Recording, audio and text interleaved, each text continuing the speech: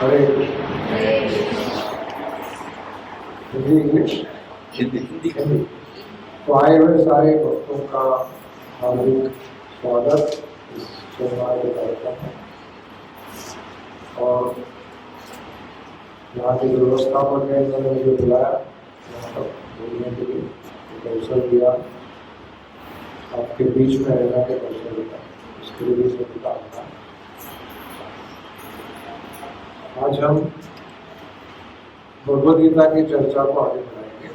पिछली बार मुझे बताया था कि दूसरे अध्याय का 18वां श्लोक किया था, उसके आगे के श्लोक आए।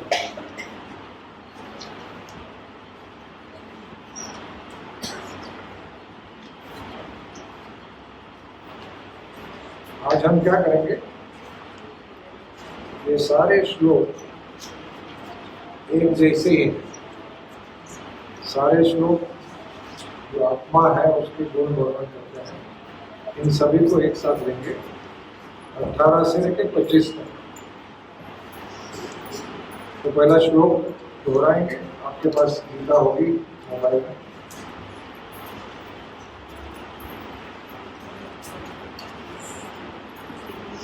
श्लोक क्रमांक 18। अंतवंत इमे देहा नित्य शोकः शरीरिणः उदासीनो प्रमेयस्य तस्माद्युध्यस्व भारत। अंग्रेजी में अनुवाद करूंगा। The material body of the indestructible, immeasurable and eternal living entity is sure to come to an end. Therefore, fight, O descendant of God. श्लोक क्रमांक 19।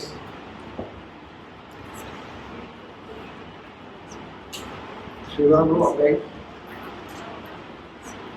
एनं वेति हन्तारम् एनं वेति हन्तारम् यश्चैनं मन्यते हतम् भवतो न विजानीतो नायं हन्ति न हन्यते।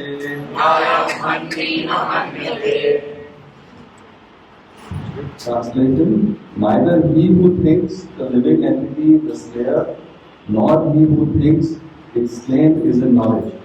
For the self slays nor is slain.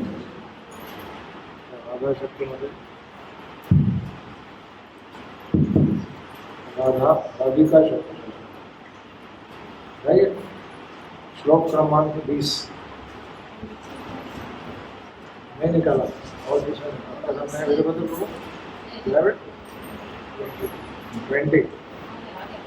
इसमें अटेंटिव होना पड़ता है तो किसी का भी नाम ले सकता हूँ। नहीं, ट्रांसलेशन हो गया। आपको श्लोक पढ़ना है नंबर 20। हाँ आप नहीं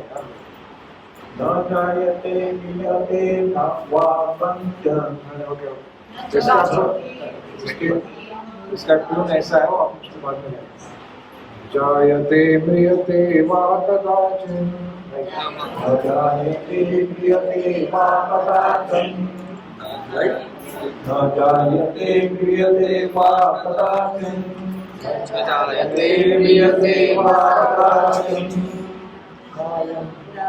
भूत्वा भवितावान भूय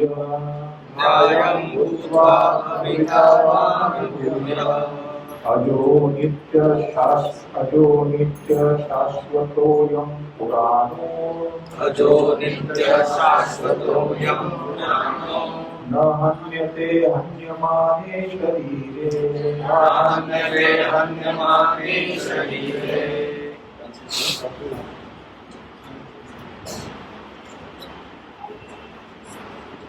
For the soul there is neither birth nor death at any time.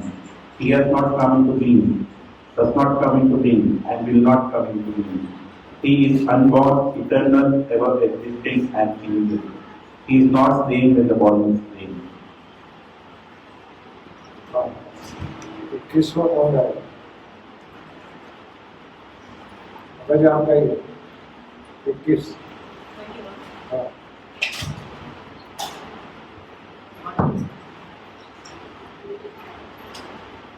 वेदाविनाशनं नित्यं वेदाविनाशनं नित्यं यायेनम् अजम् अव्ययम् यायेनम् अजम् कथं सा पुरुषा पार्था कथं सा पुरुषा Partha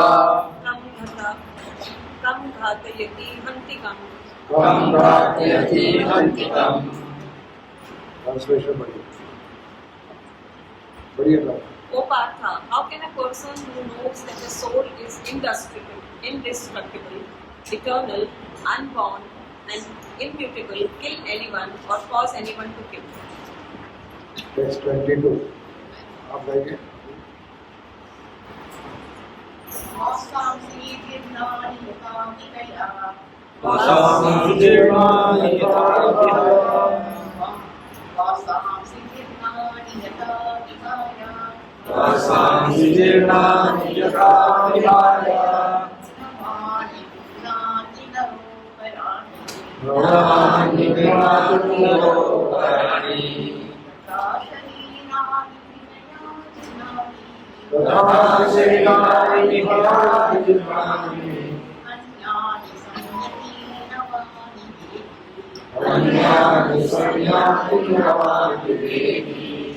As a person puts on new garments, giving up old ones, the soul similarly accepts new material bodies, giving up the old and useless ones.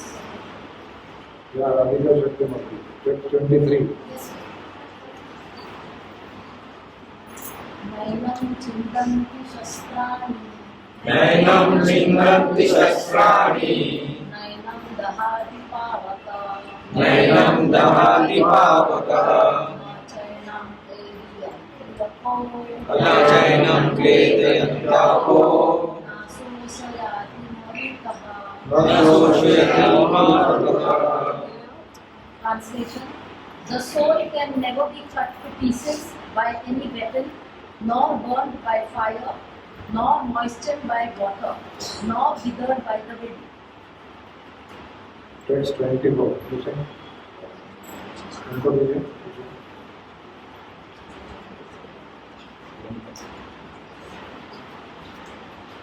अच्छेदोऽयम् अधायोऽयम्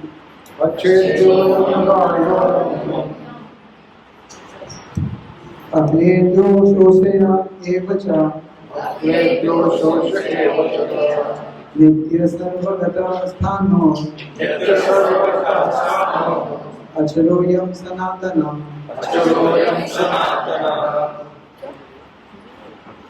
This individual soul is unbreakable and insoluble and can be neither burned nor dried.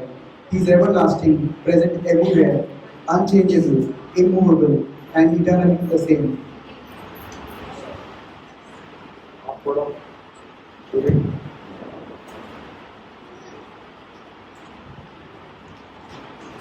Text 21.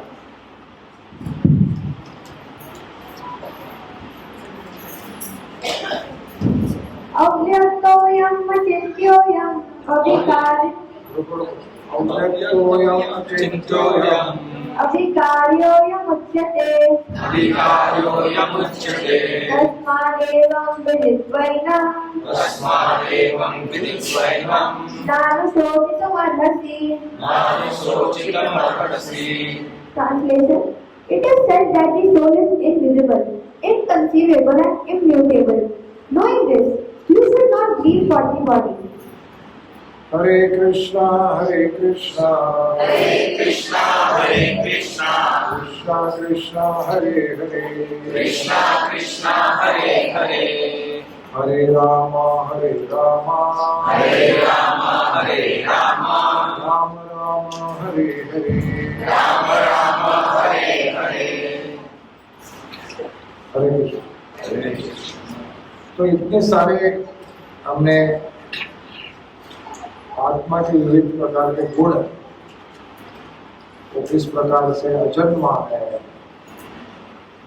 किस प्रकार से उसको काटा नहीं जा सकता, किस प्रकार से उसको पानी से भिगोया नहीं जा सकता, उसको हवा से सुखाया नहीं जा सकता, उसको जलाया नहीं जा सकता, वो अविनाशी है।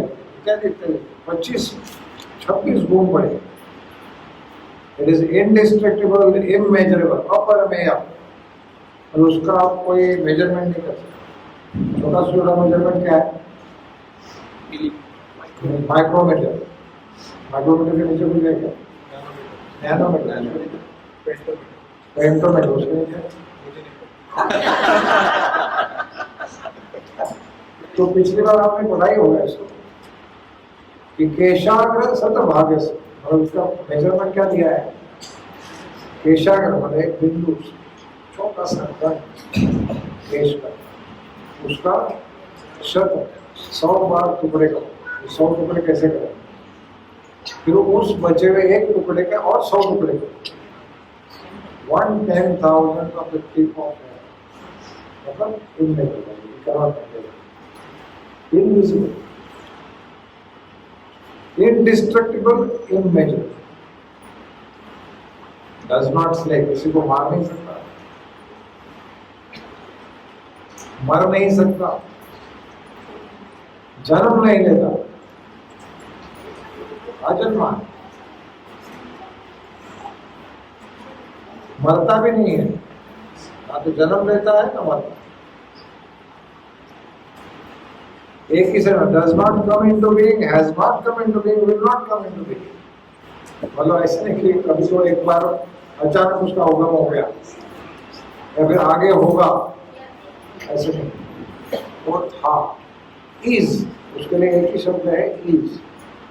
वो would be, will be, was, ये शब्द उसके लिए लागू नहीं। अनबॉर्न, इटर्नल, ये सिमिलर शब्द है। एवर एग्जिस्टिंग, हमेशा रहता है। प्राइमेबल, सबसे पुरातन काल से। Can't be cut two pieces, आप उसके टुकड़े नहीं कर सकते। Can't be burn by fire, उसको अग्नि से जलाया नहीं जा सकता। पानी से भिगाया नहीं जा सकता और हवा से सुखाया नहीं जा सकता। अनब्रेकेबल, उसको तोड़ नहीं सकते। अनसोलेबल, उसको किसी पानी में डाल के उसको शक्ति से भूल दिया है। नॉट बर्न और dried, same. Everlasting, again same. Present everywhere, सब जगह। इसका मतलब क्या है? तो बोलता है आत्मा सब जगह है, इसका मतलब क्या है?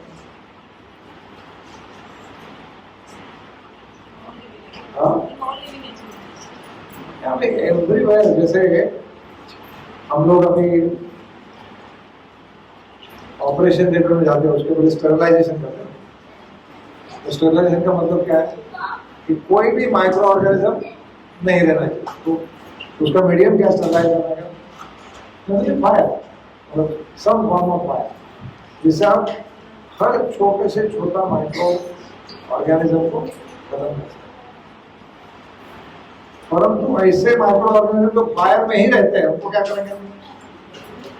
ऐसे ना ऑर्गेनिज्म उस अग्नि के अंदर ही रहता है।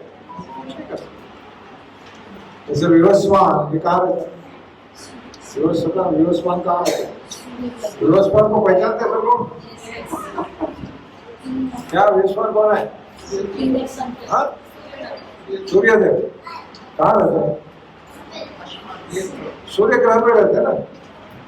तो उनको वो कैसा रहता है? सूर्य के पास कोई भी जाएगा तो जल जाएगा, लेकिन उनका शरीर ही ऐसा है कि उसमें रहेंगे। सर्वगता हो, सब गता। फिर लिखा है अचल, इमूवेबल, मतलब उसको आप हिला नहीं सकते। क्या मतलब है? आत्मा को आप हिला नहीं सकते। इसका मतलब क्या है? अभी मैं संदीप को सनातन धर्म में धक्का बताऊंगा, तुझे क्या ना क्या हो? इसका मतलब क्या? आत्मा हिलेगी? गीता बोल रहे आत्मा अचल है, मतलब क्या है? मतलब वो जहां स्थित है वहां से कोई उसको हटा नहीं सकता। एक बार इस शरीर में आ गया, भगवान के उसकी मर्जी के बाद जाएगा। कहाँ रहता है? हृदय के प्रदेश में, हृदय में रहता है। तो अगर हम हार्ट ट्रांसप्लांट कर देंगे तो क्या होगा?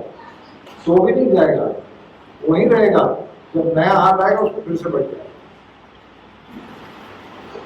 हार्ट ट्रांसप्लांट दूसरा को नहीं आएगा, नया हार्ट आएगा तो वो उधर ही चलो यहाँ।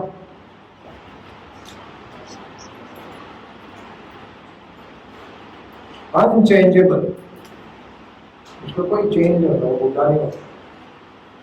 हम लोग अभी बचपन में छोटे थे, ये छोटा है, बड़ा होगा तो गाड़ी नीचे आएंगे, अलग दिखेगा। क्या नाम होता है? वेदांत। तो वेदांत प्रभु बन जाएंगे, तो वेदांत प्रभु बड़े दिखेंगे, अलग दिखेंगे। अभी वेदांत कैसे दिखता है? लेकिन आत्मा नहीं बचती। आत्मा को याद करेगी, मैं बचपन में छोटा सा था, फिर मैं इतना बड़ा हो गया। आपको किसको सबसे आपकी सबसे पहली वाली याददाश्त क्या है? जन्म की, जन्म के बाद first memory. First memory. When I was about 4 years old. 4 years। आपकी 4-5। तो हमें जनरली पहले साल के बातें याद नहीं रहती, लेकिन एक कभी कभी आप जाएंगे कहीं तो आपको एक डेजा वो करके एक्सपीरियंस होगा ना, ऐसा तो मैं यहाँ आके गया।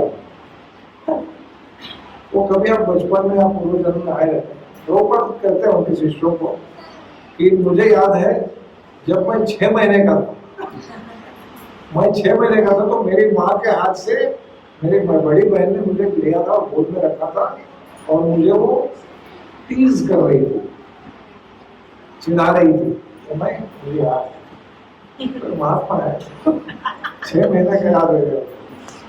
अपने केशव प्रभु है, उनको याद है कि वो 2 साल के थे ना, फर्स्ट मेमोरी रिमेम्बर, जब 2 साल के थे तो उनकी परमानेंट मेमोरी ये है कि वो एयरपोर्ट पे गए थे उनके दादाजी के साथ, अरविंद मफतलाल के साथ। अरविंद मफतलाल ने उस समय एरोप्लेन से जो जर्सी गाय हो, गाय को मंगा था 50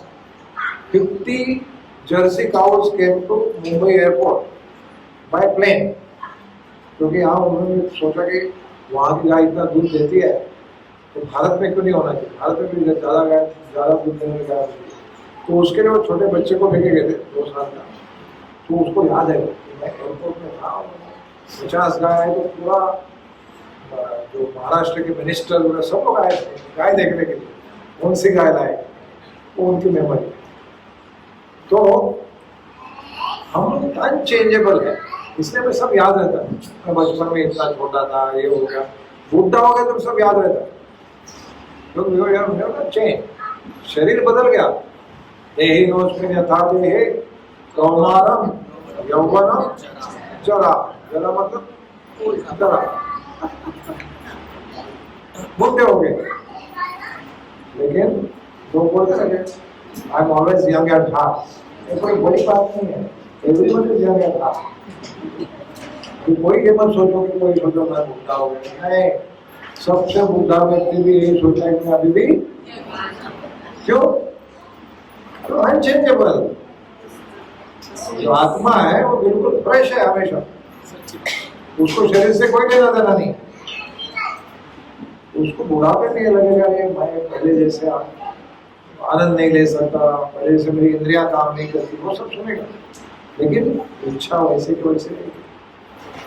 अनचेंजेबल, इटरनली सेम, वैसे ही रहता। कैसे रहता? इटरनल सेम का मतलब क्या?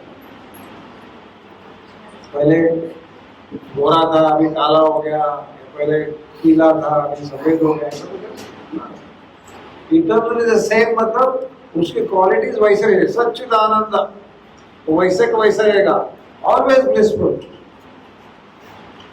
इसलिए हम हमेशा कितने बूढ़े हो, जवान हो, कैसे भी हो, we are running after happiness,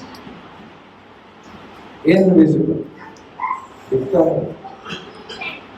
कई वर्ष पहले रशिया में उन्होंने एक एक्सपेरिमेंट किया कि आत्मा बोलते हैं तो आत्मा को ढूंढना चाहिए ना, ये इंडियन लोग बहुत आत्मा आत्मा करते हैं। तो उन्होंने क्या किया, मरने वाले व्यक्ति का कंसेंट लेके उसको कांच की पेटी में डाल दिया और सील कर दिया। वो लोग मरता है तो फिर क्या जाता है देखेंगे। तो जब मर गया तो अचानक कांच टूट गई और मर गया, ऐसे कांच को एक छेद आ गया, तो हाँ कुछ तो होता है, लेकिन एक्चुअली कांच टूटने की जरूरत नहीं है, क्योंकि कांच में क्या है, एटम्स है, एटम्स मॉलिक्यूल तो साथ में बैठे हैं, उसके बीच में जितना गैप है उससे भी छोटे गैप से वो निकल जाएगा। तो कांच किसी ने भी टूटा होगा, लेकिन उन्होंने कभी कंक्लूड किया सोल इज देयर, कंक्लूजन निकाला, इनकंसीवेबल, उसका हम कुछ चिंतन नहीं कर सकते, चिंता इंटेलेक्चुअल समझेंगे ऐसा होगा वैसा होगा, कोई conceive what is soul and immutable, उसका कोई कैनॉट चेंज। इतने सारे 26 क्वालिटी है 5-6 श्लोकों में 18 से 25 तक बताई गई। सो ये क्वालिटी जो है, क्या ये हिंदू शास्त्र है? हिंदुओं को ये क्वालिटी है, बाकी लोगों को नहीं है, ऐसा है? ये सब के लिए जिनेवा में 1974 में श्रील प्रभुपाद गए थे, वहाँ एक हॉल है। Geneva is the seat of all big offices, जो संसार के बड़े बड़े ऑफिसेस हैं वहाँ पर इंटरनेशनल, उसमें एक हॉल है जिसमें वो लोग international communal peace, religious tolerance, इसके ऊपर बहुत बड़े बड़े लेक्चर होते हैं। तो उन्होंने जो इंट्रोडक्शन दे रहा था व्यक्ति को, बोला कि यहाँ पर लोग आ चुके हैं, ये आ चुके हैं, वो आ चुके हैं, बड़े बड़े लोग, वाकई में बहुत बड़े लोग थे, और लोग आके लिखते थे हम आप आए और हम ऐसी इच्छा रखते हैं कि आप संसार में जितने भी रिलीजियस मूवमेंट्स हैं, रिलीजन्स हैं, उनमें कैसे भाईचारा हो और धर्म धर्म के बीच में लोग कैसे झगड़े नहीं, इसके ऊपर लेक्चर। तो प्रभुपाद ने लेक्चर की शुरुआत में बता दिया, देखो मैं तो गीता से बोलूंगा, परंतु गीता भागवत में जो कहूंगा ये कोई हिंदू शास्त्र नहीं है, ये भगवान का एक साइंस है, इट्स साइंस ऑफ गॉड। और इसीलिए क्योंकि ये साइंस है, हमको किसी धर्म से कोई लेना देना नहीं, किसी धर्म से कोई हमारा झगड़ा नहीं है। कोई भी धर्म को जाके आप इस साइंस को उपयोग करो और इस साइंस के माध्यम से उस धर्म का जो लक्ष्य है, हर धर्म का लक्ष्य क्या है? लव ऑफ गॉड, भगवान का प्रेम। सारे धर्म बोलते हैं, जो बाइबल फॉलो करते हैं क्या बोलते हैं? Love thy Lord with all thy soul, all thy mind, etc. भगवान को इतना प्रेम करो कि पूरी शक्ति लगा कर। इंशाअल्लाह मतलब क्या है? भगवान को प्रेम करो, भगवान को शरण लो। और हम लोग क्या बोलते हैं? सर्वधर्मान परित्यज्य माम एकम, शरणागति ही बोलते। शास्त्र एक ही है और उसी शास्त्र के आधार पर प्रभुपाद कहते हैं और फिर वे कहते हैं असल में हर व्यक्ति जो रिलीजन है या कोई धर्म है उसको शरीर के लिए स्वीकारता है, लेकिन जो आत्मा है वो क्या है? अनचेंजेबल है। वो कभी ऐसा था क्या पहले पिछले जन्म में मुसलमान था, अभी हिंदू हो गया, आगे जाके क्रिश्चियन होगा, फिर पारसी होगा, फिर और कोई यहूदी होगा, ऐसे होता है? हम उसको खाली लेवल चिपकाते हैं। तो प्रभुपाद ने उस लेक्चर में कहा कि पहले जो चर्चा, आध्यात्मिक चर्चा, रिलीजियस चर्चा, उसकी शुरुआत कहाँ से होनी चाहिए? क्योंकि जब तक मैं ये सोच रहा कि मैं एक हिंदू या मुसलमान या क्रिश्चियन हूँ, हमने शुरुआत ही गलत की है। शुरुआत कहाँ से हो गई? शरीर से। क्योंकि शुरुआत कहाँ से करनी है? कोई व्यक्ति बोलेगा अरे श्री गौरांग को मैंने बोले लो, क्या मुझे बता सकते मैंने पर सूर्य सारे लोग को क्यों हार गया? तो आप क्या बता रहे हैं? प्रभु आपने बोला नहीं होता, यही शुरुआत करोगे ना, मैं भले ही कुछ भी सोचो। तो ये जो मैडनेस है, जो मूर्खता है, उसके आधार पर अगर हम चर्चा करेंगे शरीर के आधार पर, तो हम बड़े विषय। इसीलिए ये जो वर्णन है आत्मा और जो पिछले श्लोक में लिखा है कि हम शरीर नहीं है, हम कौन है? आत्मा। तो आप सब लोग मानते हैं आप आत्मा है कि शरीर है? शरीर ऐसा कितने लोग मानते हैं? शरीर, हम शरीर है ऐसा कितने लोग मानते हैं? हम आत्मा ऐसे कितने लोग मानते हैं? सब लोग मानते हैं, लेकिन वैसा व्यवहार करते हैं? नहीं करते ना। तो फिर क्यों बताया जाए? बस प्रैक्टिकल हम लोग नहीं करने वाले हैं, मतलब क्या है इसका पढ़ाई करने? तो आपने सुना होगा कि भी कभी कभी कोई बाइक पे जाता है, एक्सीडेंट हो जाता है, कोई गिर जाता है, बिल्डिंग से एक्सीडेंट हो जाता है, तो क्या होता है? व्यक्ति चोट खा के सब कुछ भूल जाता है, उसको यही पता नहीं चला कैसे गिरा, फिर वो भूल जाता है कि मेरा नाम क्या था, मैं कौन था, कौन से घर से था। कोई बड़े हादसे में व्यक्ति भूल जाता है, तो बोलते हैं एमनेसिया। और ये हर एक्सीडेंट का एक स्वभाव है, तो उसके बाद वो भूल जाता है कि मैं कौन है। तो गलत आइडेंटिटी पे वो कुछ भी हम लोग करेंगे तो गलत ही परिणाम आएगा। लेकिन उसको फिर से याद दिलाना, आस्ते आस्ते बताया, तो उसको एक सही जगह पे लेके जाया जाता है।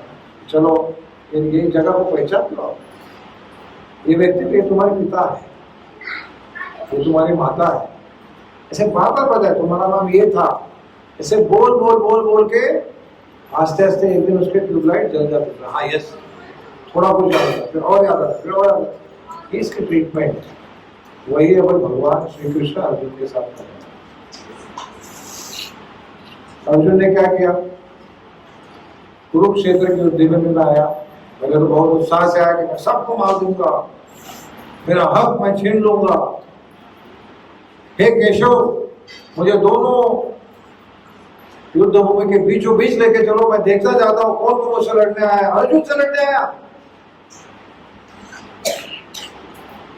जो गुरु द्रोण का शिष्य है अर्जुन, सर्वश्रेष्ठ धनुर्धर, उसके साथ कौन युद्ध करने गया? उत्साह पे बीच में गया, फिर देखा उसको वहां सामने कौन करेंगे? हाँ गुरु द्रोण प्रणाम। फिर और देखा, अरे भीष्म प्रणाम।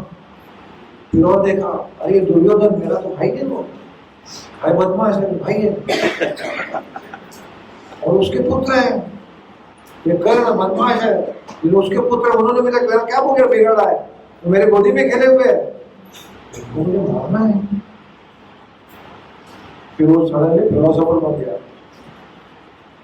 फिलोसफी आ गई उसके अंदर में, नहीं अच्छा नहीं, हमें क्या करना चाहिए? कटोरा लेके घूमना चाहिए, भिक्षा मांग के खाना चाहिए, ये सब जरूरत नहीं है मानने की।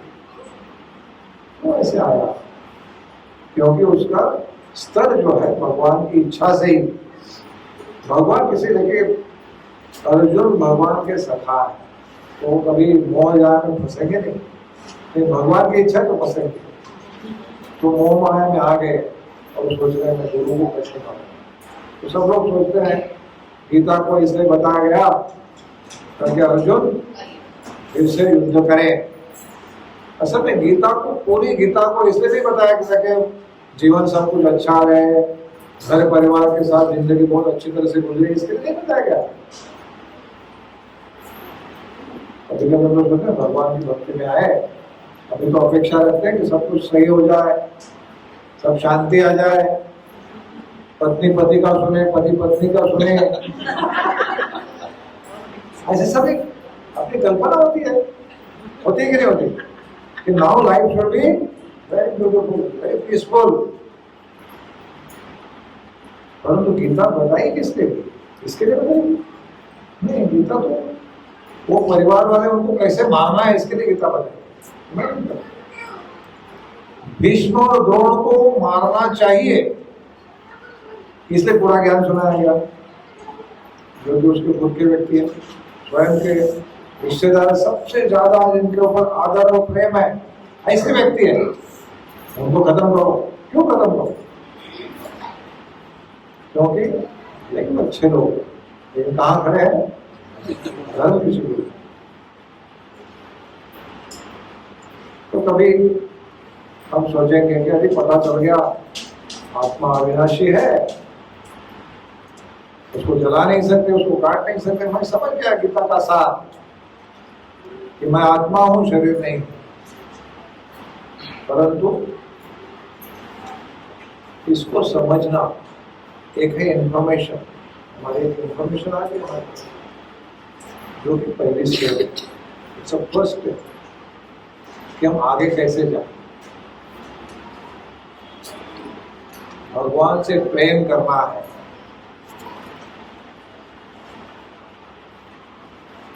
तो पहले ये तो पता चलना चाहिए कि मैं कौन से स्तर से प्रेम करूं। जैसे हमारे महाराष्ट्र के बहुत बड़े पॉलिटिशियन, उनकी पत्नी का देहांत हो गया एक्सीडेंट, तो आज से मैं भगवान पे विश्वास करता हूं। तो मैं इतना सब कर रहा हूं अच्छा लोगों के लिए, और मेरी पत्नी को छीन लिया। ये बहुत उथल प्रकार की अंडरस्टैंडिंग भगवान की। तो जो भगवान से प्रेम करता है, भगवान के दासत्व को स्वीकारता है, वो भगवान को कोई प्रश्न नहीं पूछेगा, क्योंकि वो सही जानता है कि मेरा स्तर क्या है। मैं, मेरी पत्नी, मेरा बच्चा, मेरे पिता माता, परिवार, बंधुजन, सबका स्तर क्या है? ये जीवात्मा। इसलिए यहाँ पर भगवान उनको बता रहे अर्जुन को, the material body of the indestructible, immeasurable and eternal image is sure to come to an end. ये शरीर खत्म हो जाएगा। Therefore fight for it. कोई भी व्यक्ति इस प्रकार के क्लास में आएगा तो वो यही सोचेगा मैं गलत जगह। क्यों? कि हमारी एक स्वाभाविक इच्छा, इसमें कोई गलत नहीं है, भगवान के सत्संग में जाना, भगवान के पास जाना, और ये अपेक्षा रखना कि अभी सब कुछ सही हो जाए। तो बहुत बड़े महात्मा, उनके आशीर्वाद से बिजनेस अच्छा चल गया, नौकरी अच्छी हो गई, सब कुछ अच्छा हो गया। Now I am happy. ये गीता है, ये परमानेंट हैप्पीनेस का साइंस है, टेम्पररी हैप्पीनेस का साइंस है, परमानेंट इटर्नल हैप्पीनेस। लेकिन इटर्नल हैप्पीनेस के लिए पहले हमें इटर्नल आइडेंटिटी को ढूंढना चाहिए। वो इटर्नल आइडेंटिटी यहाँ पर बताई गई है, क्या है? We are spirit souls with those 26 qualities, जो 26 क्वालिटीज बताई गई, और उन्हीं के माध्यम से कि जब हम गीता से बार बार सुनते हैं, जैसे प्रभुपाद अपने अंतिम दिनों में वृंदावन में रहते थे, तो प्रभुपाद का शरीर एकदम क्रुश हो चुका था, जिसमें कोई मांस नहीं, हड्डी और चमड़ी, सारी जो वेंस दिख रही थी, हड्डी के सारे प्रोमिनेंस दिख रहे थे, यहाँ कोई फैट नहीं था, सब अंदर चला गया था। लोग हार्डली बोल सकते थे, आंखें भरी झपकाते थे, मल मूत्र का ध्यान नहीं था, शिष्यों को उसको साफ करना पड़ रहा था। तो एक हट्टे कट्टे भक्त यूरोपियन या अमेरिकन वो आए और प्रभुपाद को सेवा करने लगे। तो प्रभुपाद ने क्या समझा उस व्यक्ति को देखकर,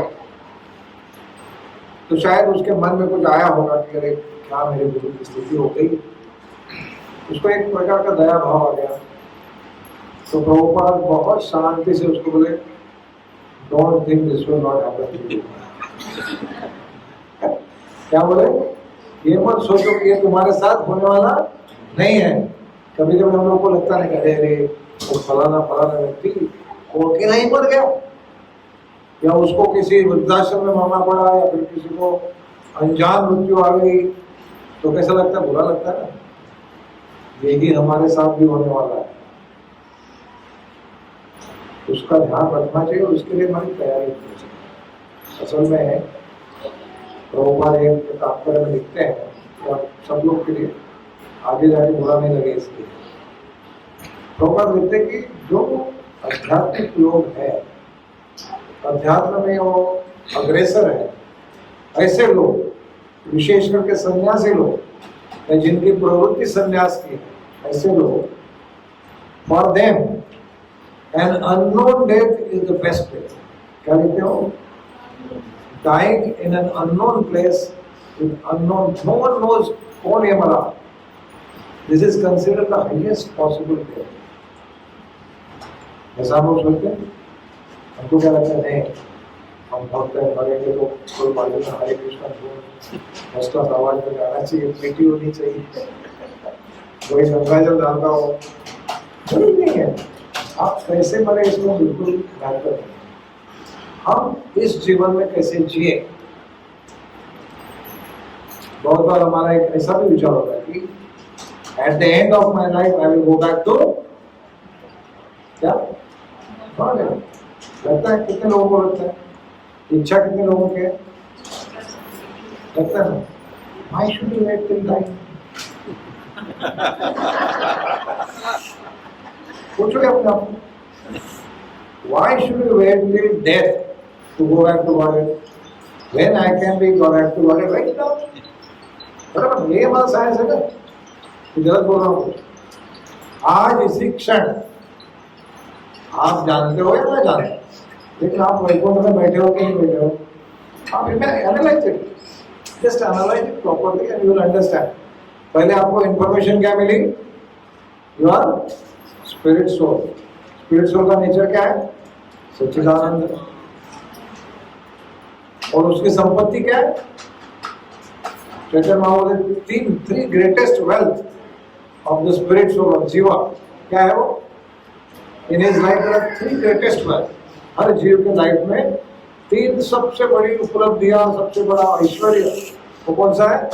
उसके जीवन में कृष्ण होनी चाहिए, उसके जीवन में भक्ति होनी चाहिए, और कृष्ण के लिए प्रेम होना चाहिए। बस ये तीन सबसे बड़े ऐश्वर्य। तो कभी हम सोचते हैं नहीं नहीं प्रभु जी, ये बोलने के लिए अच्छा नहीं, कहाँ है हमारा प्रेम? हाँ, कहाँ? ऐसा नहीं है।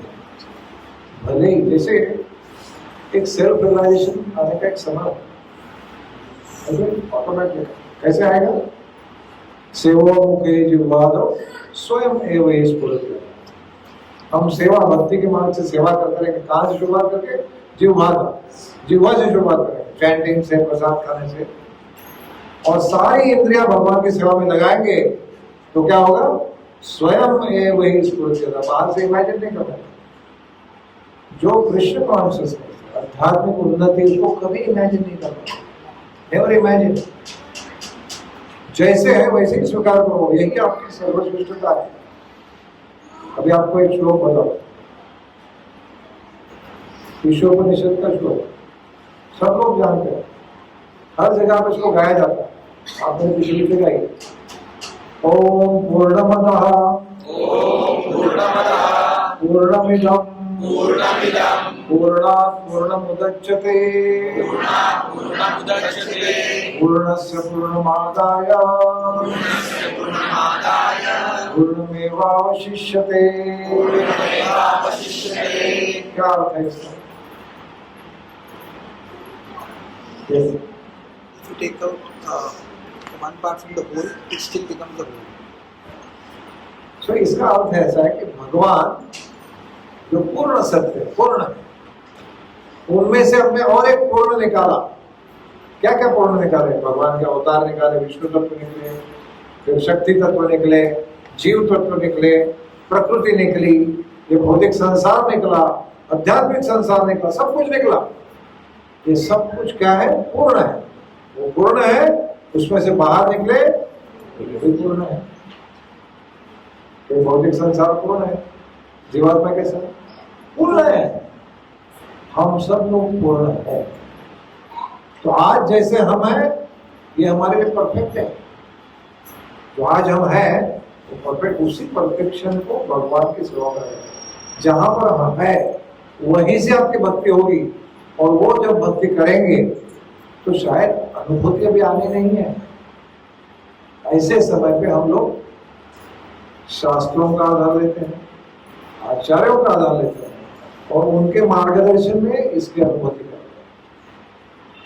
जैसे भगवान को हम देखते हैं, ये भगवान है, तो कोई दूसरा भी जिसका विश्वास है बोले क्या कुछ भी बताते क्या भगवान है। किसी को पूर्व अवतार में भगवान पसंद आएंगे, किसी को नरसिंह अवतार में आएंगे, किसको चैतन्य महाप्रभु मालूम ही नहीं रहेंगे, लेकिन हमें आचार्य बताइए भगवान, क्योंकि उन्होंने उसका अनुभव किया। तो उनके अनुभव के अनुसार हमारा अनुभव भी सत्य है। हमें उसका अनुभव हुआ नहीं, लेकिन हम आज भी वैकुंठ लोक में बैठे हैं, नवद्वीप में बैठे हैं, यहाँ पर भगवान चैतन्य महाप्रभु उपलब्ध है। यहाँ वैकुंठ वासी सारे भक्त वैकुंठ में बैठे हुए। आपको चार हाथ है क्या? नहीं है ना, लेकिन है। वैकुंठ वासियों को चार हाथ होते हैं। ये सब सत्य है, हमें नहीं दिखता।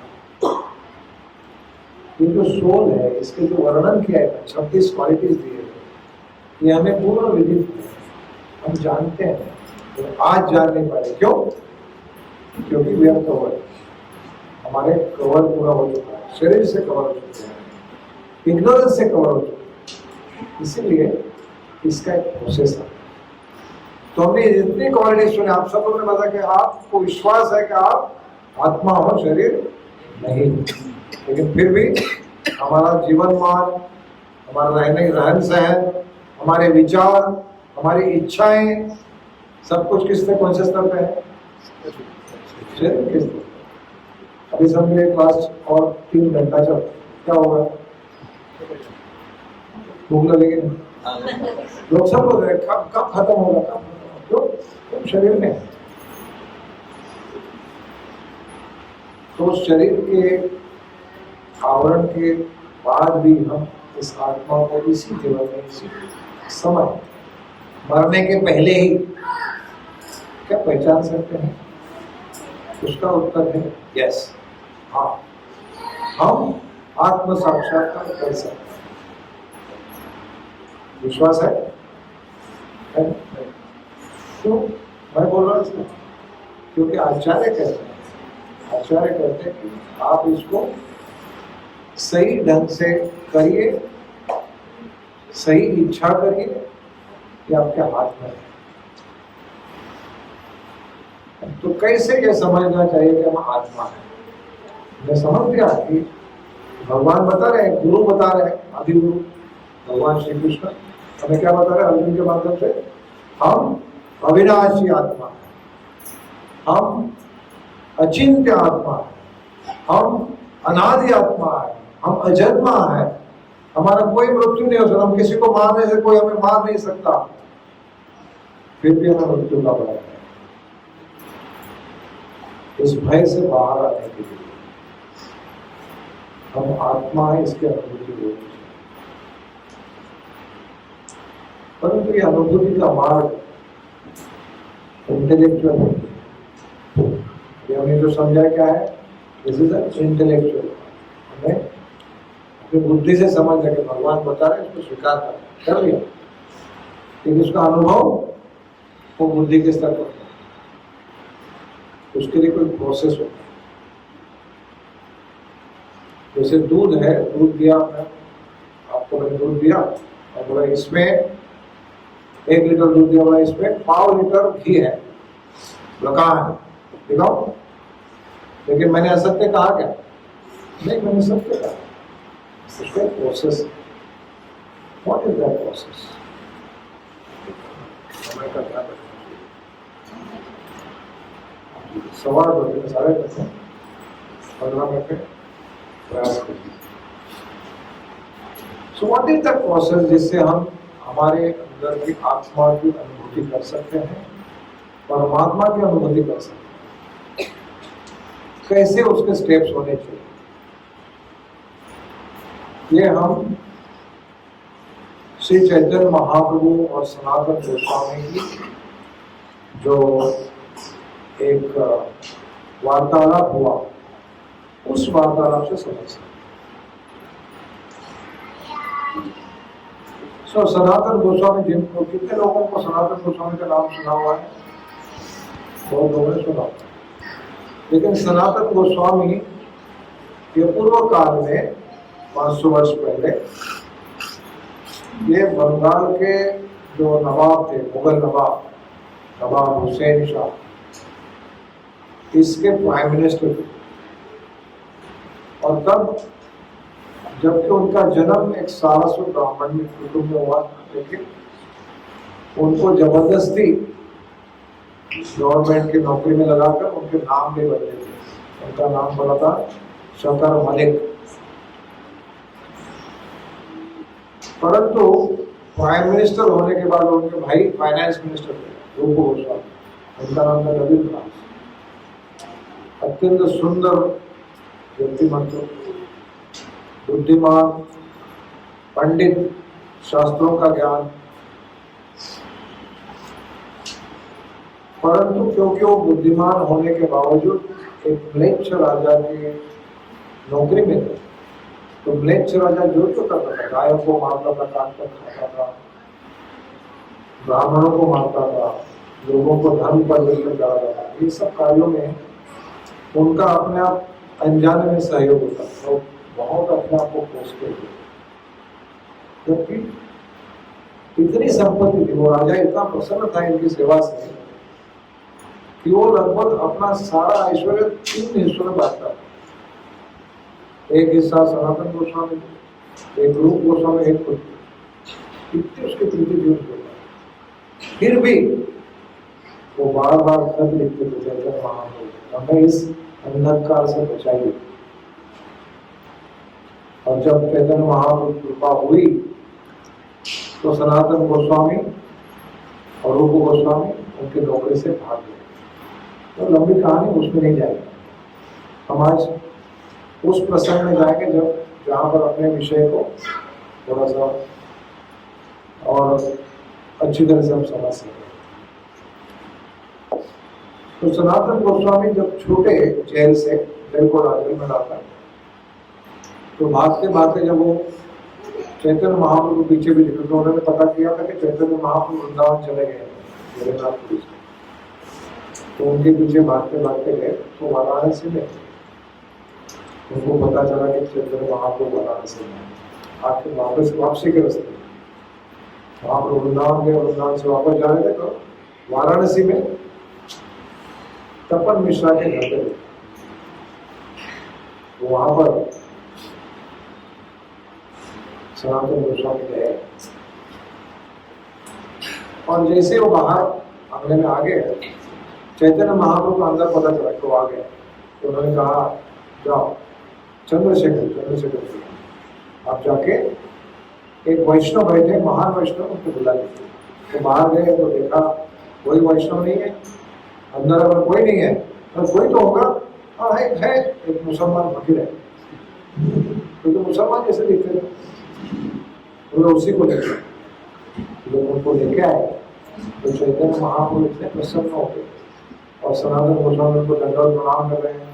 चैतन्य महाप्रभु को उठा के गले लगाया, उसके शरीर को साफ करने लगे, उसको पीठ पे हाथ घुमाने लगे, पता ये मुसलमान से इतना प्रेम क्यों है?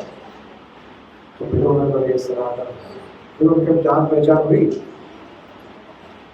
रास्ते के बीच में सनातन गोस्वामी को जब वो आ रहे थे, तो उनके बहनों मिले, तो उन्होंने बहुत ऊंची कीमती ऐसी एक शॉल चादर दी थी उनको, वो उनके कंधे पे दी।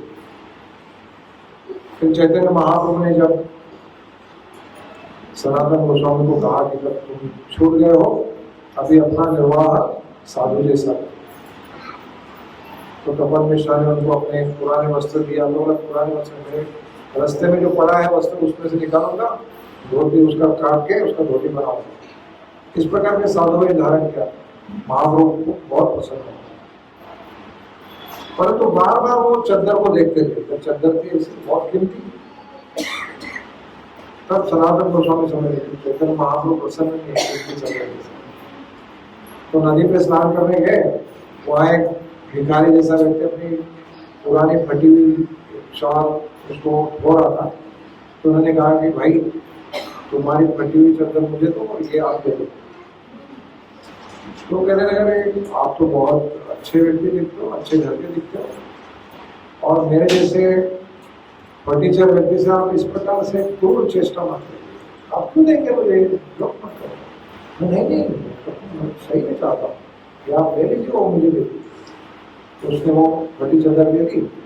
वो देखकर जब चैतन्य महाप्रभु का आए, तब महाप्रभु बहुत प्रसन्न होकर घर से, और चैतन्य महाप्रभु ने सनातन गोस्वामी को कहा कि देखो आपने तो सारा संसार छोड़ दिया, इतने बड़े राजमहल छोड़ दिए, इतनी सारी संपत्ति छोड़ दी, और एक छोटी सी वो चद्दर को आसक्ति अच्छी बात नहीं थी। इसलिए मैं बहुत प्रसन्न हूँ कि आपने वो छोड़ दिया। उस समय अब यहाँ से चैतन्य महाप्रभु को प्रसन्नता दिखाई देती, और चैतन्य महाप्रभु प्रसन्नता के बाद सनातन गोस्वामी फिर पहली बार प्रश्न किया कि अभी वो महाप्रभु को ही कह रहे हैं कि भगवान की इच्छा से, मेरे को देखकर बोले भगवान की इच्छा से मैं एक बहुत सारे भयंकर ऐसे नरक से बच के निकला हूं, और मैं भी जानना चाहता हूं इसके बाद मेरा कर्तव्य क्या है। पूरा बंगाल जानता है कि मैं बहुत बड़ा पंडित हूँ, मैं सब कुछ जानता हूँ, शास्त्र जानता हूँ, मतलब उनको ये श्लोक भी आते होंगे, है कि सारे गीता के सारे श्लोक होते हैं आते होंगे। तो जानते थे कि आत्मा किस प्रकार से अविनाशी है, अजन्मा है। फिर भी बोल रहे हैं ये सब मैं जानता हूँ, लोग मुझे पंडित भी कहते हैं, मैं भी मानता हूँ कि मैं पंडित हूँ, फिर भी मैं ये नहीं जानता कि मैं कौन हूँ। अचंभित करने वाली बात है। ये सब जानते हुए लोग कह रहे हैं मैं जानता ही नहीं कौन हूँ। तो ये नहीं जानता कि मुझे ये संसार के जो त्रिविध ताप है क्यों कष्ट दे रहे हैं, क्यों मेरा पीछा नहीं छोड़ रहे। यहाँ तक कि मैं क्या प्रश्न पूछना चाहिए नहीं जानता। आप सोचिए किस प्रकार से सोचिए, क्या प्रश्न पूछना चाहिए ये भी नहीं जानता। इसलिए आप ही कृपा करिए, और जो मेरे लिए अच्छा है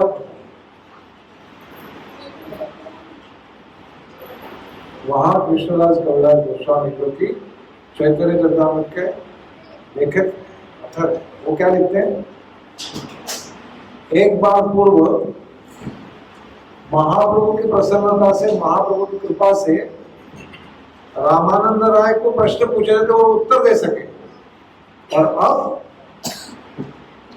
सनातन गोस्वामी प्रश्न पूछ सके। मतलब प्रश्न पूछने के लिए भी भगवान की कृपा की आवश्यकता है। सही प्रश्न पूछने के लिए भगवान की कृपा की आवश्यकता है। और उसके बाद में चैतन्य महाप्रभु कहते हैं कि वास्तव में आप सब कुछ जानते हैं, आप वास्तव में पढ़िए, परंतु एक साधु का स्वभाव होता है कि एक स्टैंडर्ड रखने के लिए प्रश्न पूछते हो, इसलिए आपने पूछा है मैं बताऊंगा, और फिर वो शुरुआत करें। किस प्रकार से, यहीं से शुरुआत कि जो आत्मा है अजन्मा, ये अजन्मा है तो कहाँ से आया, कहाँ था,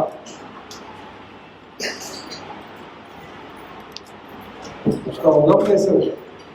जैसे हमने क्या पढ़ा, it does not come into being, it will not come into being, it will not cease to exist.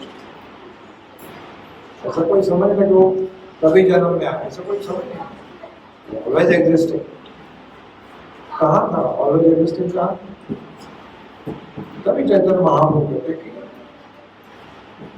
भगवान और जीव, इनका एक रिश्ता है। पहले वो कहते हैं कि सारे जो शास्त्रों का ज्ञान है वो 3 कैटेगरी में आता है। उसका पहला कैटेगरी है संबंध ज्ञान, यानी आप कौन हो, भगवान को आपका क्या संबंध है। दूसरा है वो संबंध को प्रस्तावित करने के लिए हमें क्या करना चाहिए, उसको अभिधेय ज्ञान कहते हैं। और ऐसा संबंध प्रस्तावित करेंगे तो हमें क्या प्राप्त होगा, कृष्ण प्रेम, इसको प्रयोजन ज्ञान। तो उन्होंने कहा ये संबंध ज्ञान से शुरुआत है। तो क्या संबंध है हमारा भगवान के साथ, इस आत्मा का जो अविनाशी है उसके साथ भगवान का संबंध क्या है?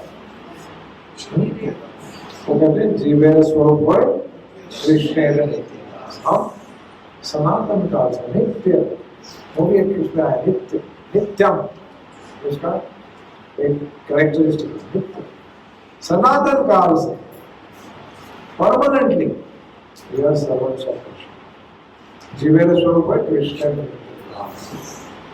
फिर ये स्थिति क्यों? तो आज हमारी स्थिति होगी, अगर हम कृष्ण के दास हैं तो कृष्ण के साथ रहने चाहिए, आनंद में रहने चाहिए, कोई दुख क्यों हो गए?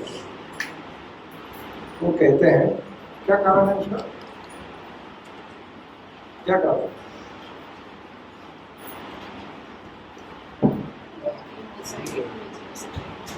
इच्छा। क्या कारण है? इच्छा ही हमें भगवान से दूर कर दिया, भगवान की नजदीक। इच्छा,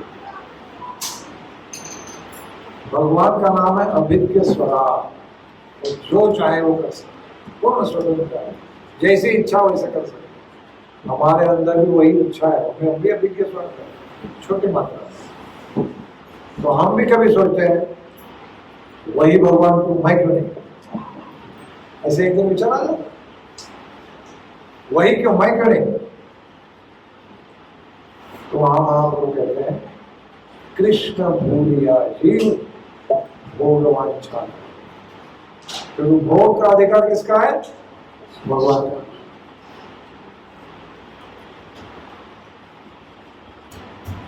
बहुत पेसिमिस्टिक साइंस है। लोग यहाँ पर आए हैं, क्या चल क्या रहा है? ये कमाल के लोग हैं, क्योंकि यहाँ पर क्या बोलते हैं, भोग करने वाले व्यक्ति एक ही है। कौन है? पूर्ण पुरुषोत्तम भगवान श्री कृष्ण। हम लोग सब कौन है? भोग्य, उनके आनंद के लिए बने हुए। पैसे जमने वाला नहीं है, लेकिन यही सब है कि इसके विपरीत जिसने भी प्रयास किया, चाहे वो रावण हो या हिरण्यकशिपु हो या कुंभकर्ण हो, वो they cannot be successful because that is not our nature. Krishna बोलिया जी भोग वांछा करे, तो जैसे वांछा किया, इच्छा किया, क्या हुआ? निकटस्थ माया, माया हमेशा रहती बाजू में, झपटिया देने, उसको पकड़ लिया, उसको पकड़ के पूरा कवर कर दिया। फिर माया में हम लोग क्या सुनते हैं? मैं डॉक्टर अजय संघ, मैं सुनील राठी IIT, मैं संदीप शेट्टी बिल्डर, जो भी है हम लोग ऐसे सोचने लगता है।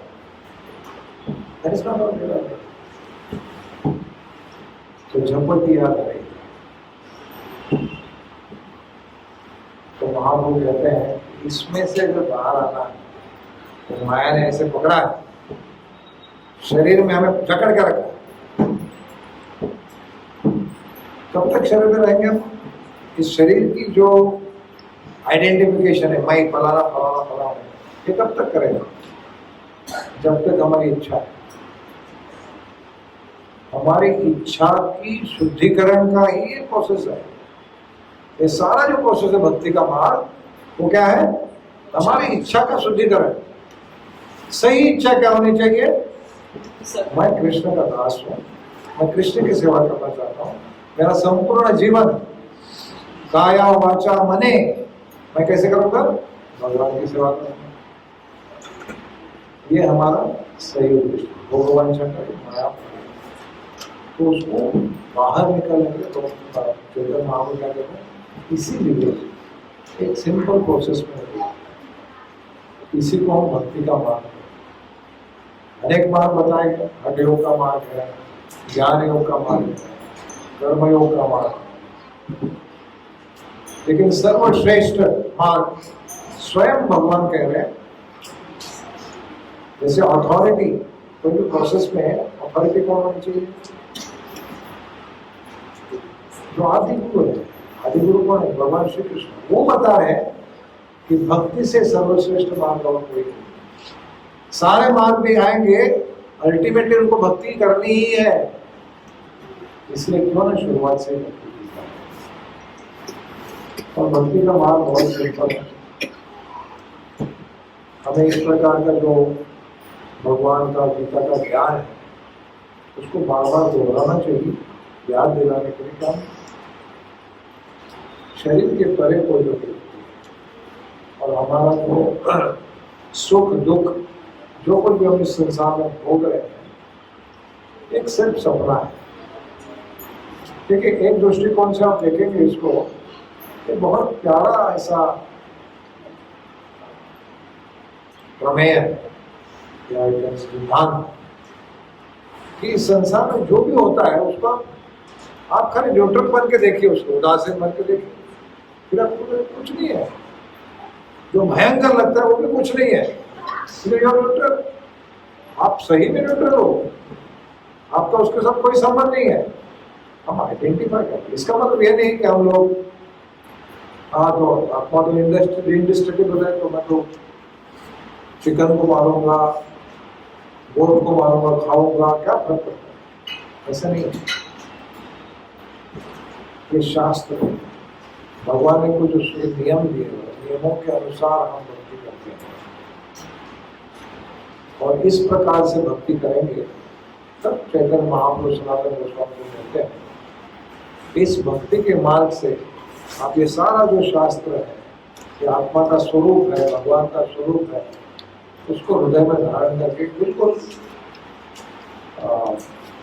आनंदी और कृतकृत्य इस प्रकार का जीवन जी पाओ। बहुत बड़ी विस्तृत कहानी है उनकी, लेकिन हम यहीं पर रुकेंगे कि चैतन्य महापुरुष सनातन गोस्वामी को ये ज्ञान किस प्रकार से अपनी अनुभूति में उतारना, ज्ञान को विज्ञान में कैसे बदलना। तो ज्ञान तो हो गया, आज हमने पढ़ा इतना सब, उसको विज्ञान में कैसे बदलें, हम अपने जीवन में कैसे अनुभूति कर सकते हैं? भक्ति के मार्ग। भक्ति मार्ग क्या है?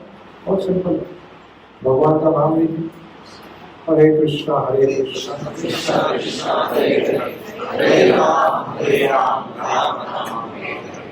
4 नियमों का पालन कीजिए, मांसाहार नहीं, व्यभिचार नहीं, जुआ नहीं और नशा पानी।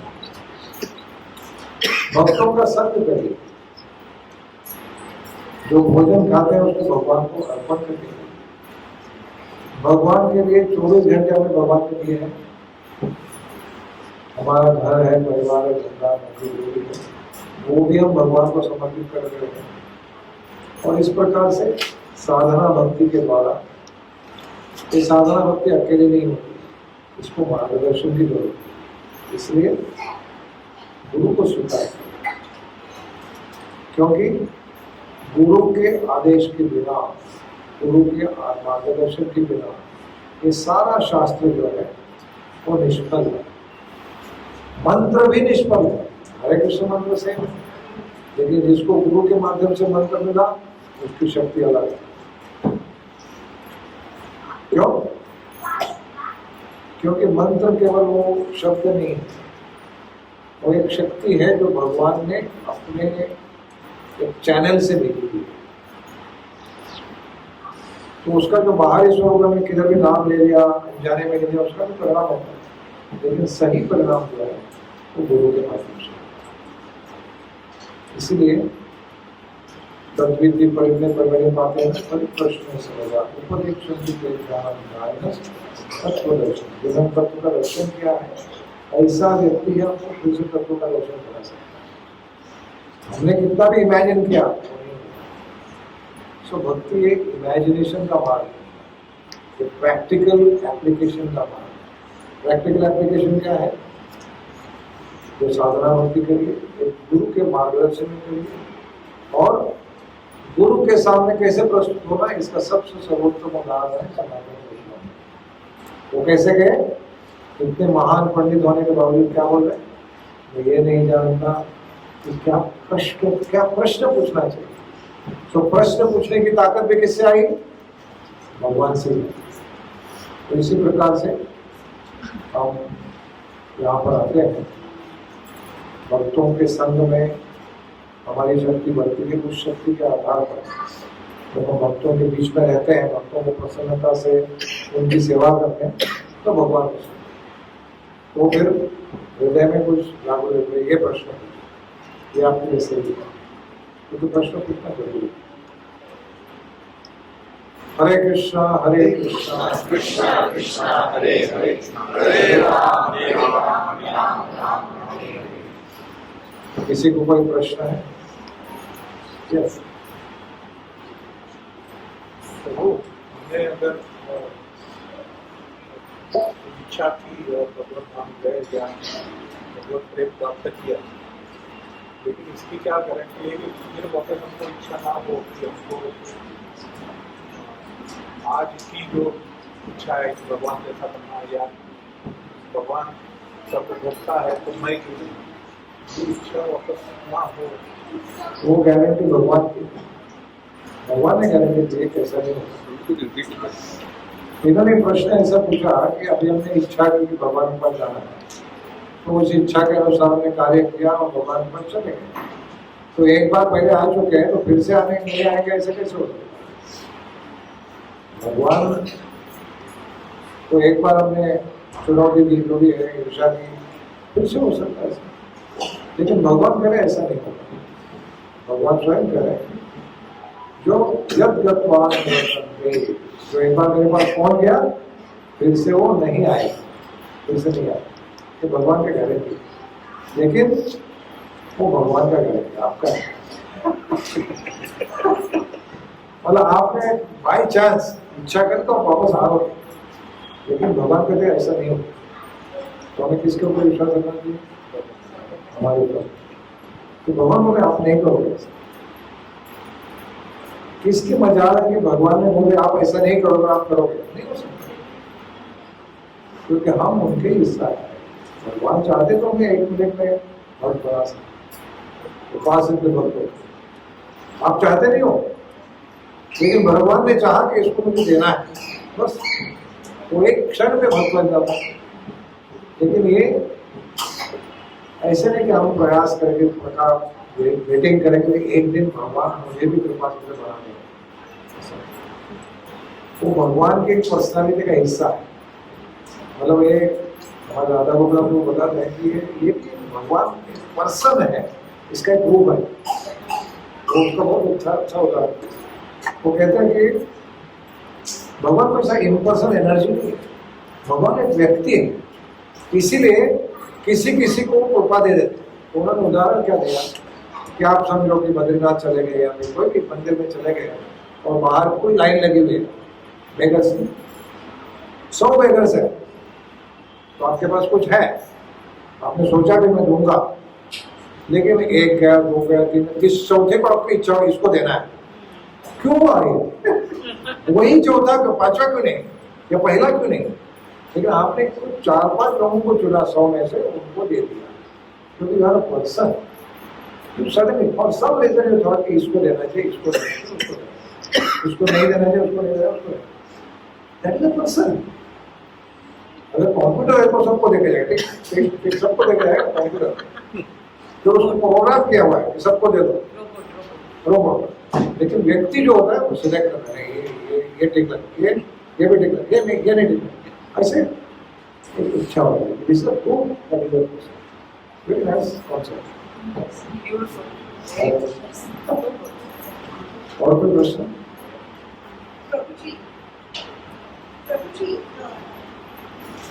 I'm coming at the bodily level now. These 8 elements that we have, fire, senses. Earth, water, fire, air.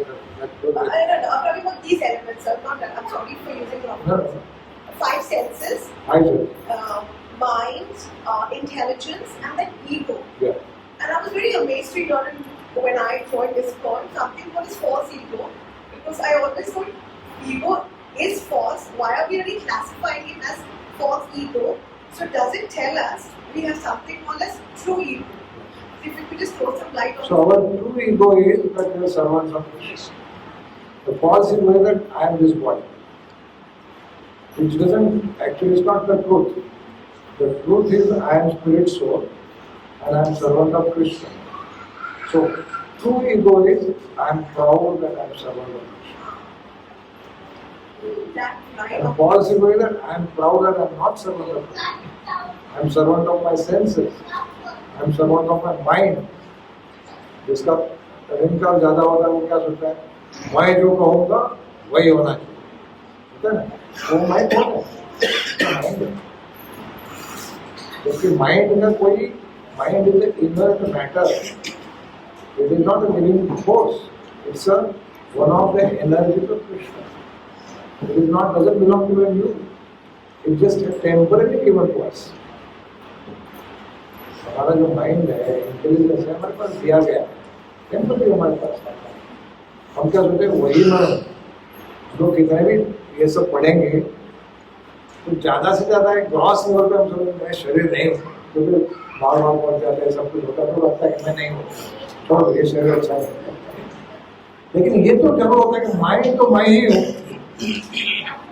Everyday क्या आज मुझे अच्छा नहीं लगता, किसको अच्छा नहीं लगता? तुम्हारे माइंड को अच्छा नहीं लगता. कल इसी सर्कमस्टांसेस में उसी फैमिली के साथ वही ठंडी वाली सुबह, वही मुंबई का कांदिवली, सब कुछ सेम था ना. कल हम प्रसन्न थे, आज प्रसन्न नहीं. The mind is telling you, mind tells you कि you are happy or unhappy. उसी सर्कमस्टांसेस में कल हैप्पी था, आज हैप्पी नहीं. लगने नहीं चाहिए. But you are not the mind. You are spirit soul. The mind is simply an instrument of our experience. What we are experiencing is through the mind, the emotions. तो जो body है, उसके माध्यम से लोग experience करें. लेकिन हम वो है ही, हमारा एक सपना चल रहा है. लेकिन इसका मतलब ये नहीं कि सपना है तो उसको नकारो. At a different level, it's a reality. Different level it's reality. जैसे व्यक्ति सोया हुआ है तो सपना देखा कि कोई सांप आके उसको ऐसे पकड़ के जकड़ के उसको अभी फंसने वाला है तो तो हम हंसे कह रहे मूर्ख है, तो सपने में चल रहा है, अभी पता चलेगा उसको सही है. लेकिन जो काइंड आदमी वो कहते उसको जगह अरे तो सपने में भाई वो तो सपन. This is what the devotee does.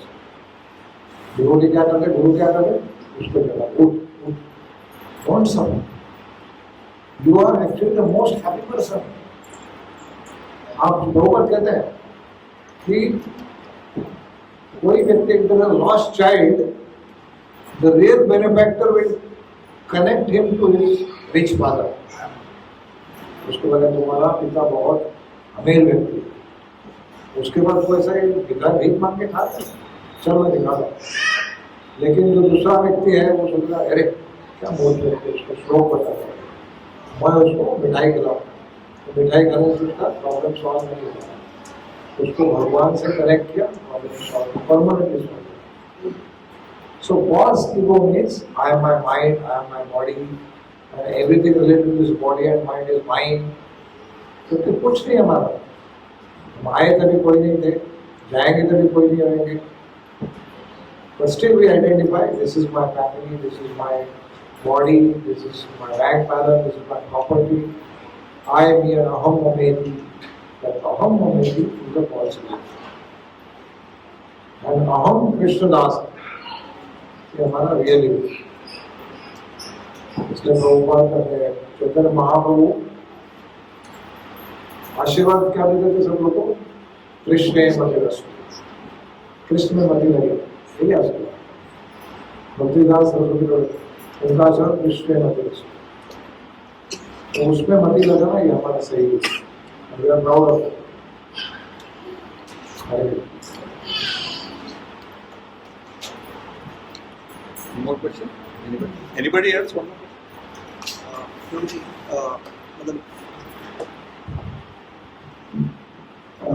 As we know from things from Gita, soul is eternal, जो soul के बारे में knowledge है, so all those things at times help. At times it helps means to take decisions, but many times it also helps. It also takes away from the responsibilities also. Because we at times may find very important, that's not a very important point. I understood. उसके लिए आपको पहला श्लोक ही पढ़ के देखा होगा 18।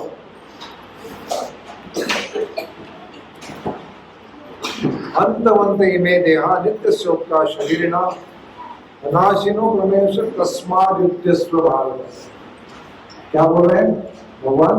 तुम आत्मा हो, अभी सो जाओ, ऐसा बोलो। क्या बोल रहे हैं? तस्माद् युद्धाओ, therefore you should fight.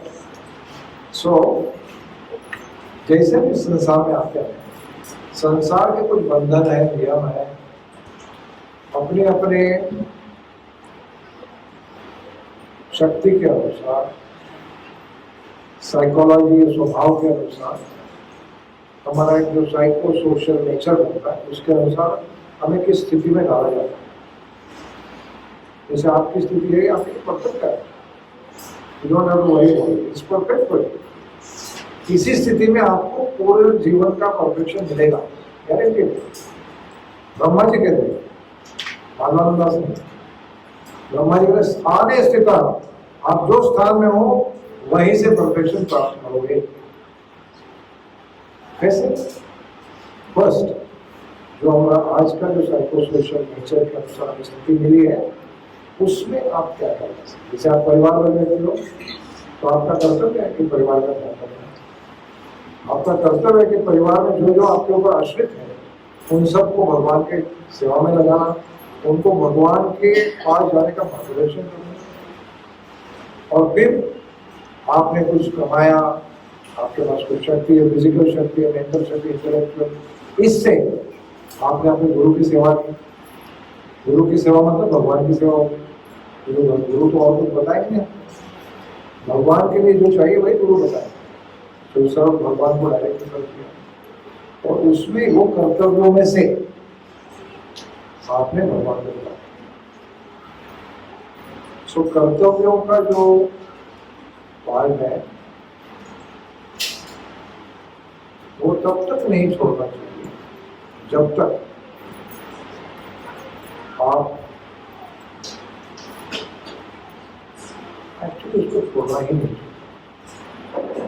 क्योंकि वर्णाश्रम के अनुसार जैसे महाप्रभु ने संन्यास लिया, तो संन्यास है हाईएस्ट आश्रम, उस संन्यास आश्रम के कोई नियम होते, जबकि महाप्रभु मग्न रहते थे ऐसे, कृष्ण कृष्ण हाँ कृष्ण, कहाँ है कृष्ण, बस उसी में रहते थे, रात दिन रोते रहते थे।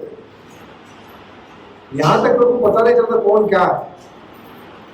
लेकिन इस स्थिति में भी एक बार उनको भट्टाचार्य आके बोलते हैं कि महाप्रभु राजा आपको मिलना चाहता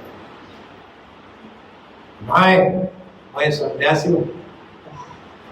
कोई बोला मैं तो सन्यास के पर चला गया, अभी मुझे वर्णाश्रम के चलो क्या लेना चाहता। रामानंद राय से जब बात हो रहा था तो रामानंद राय को महाप्रभु ने क्या बताया, वर्णाश्रम बाहर है, लेकिन पालन करते समय व्यवहार में उन्होंने व्यवहार का पालन किया।